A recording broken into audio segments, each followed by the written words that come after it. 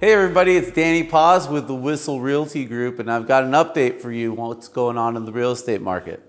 Now, I know a lot of people that have been waiting to purchase a home because they are concerned about how high prices are right now. As we know, there's a great deal of inflation going on with real estate as well with a lot of other industries.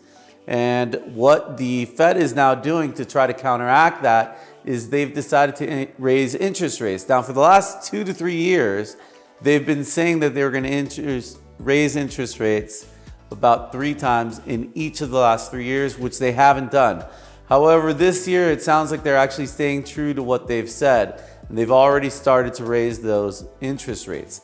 Now, what that does is it counteracts the rate of inflation. Doesn't mean that prices won't continue to go up, but it's supposed to slow down how fast they go up. Now, what happens here is that you actually may end up with a higher cost per month, even if prices were to go down. Because for every 1% of interest going up, you actually lose 10% of your overall pre-approval if you've spoken to a lender. Now, what happens there is you actually, so let's say you're approved for $500,000, interest rates go up a point. Now you're only approved for $450,000 on your loan. That's really significant. In addition to that, it raises how much you pay every month, even though the overall price of the home, if it were to go down, which we don't see that happening.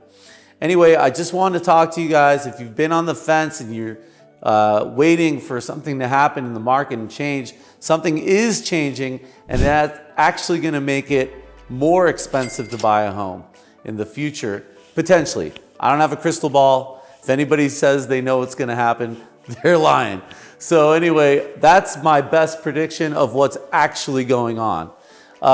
They said there will be 2 other rate hikes. Just for starters, rates were about 3% a couple months ago, and now we're at about 3.75 to 4%.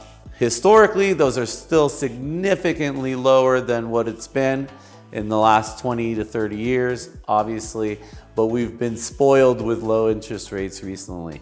Anyway, do what's best for you. Make sure you can afford whatever home you buy, and then it doesn't matter what happens with the market. I just want to make sure you guys know what's going on. If you need any other information about what's going on in the real estate industry, be happy to talk anytime.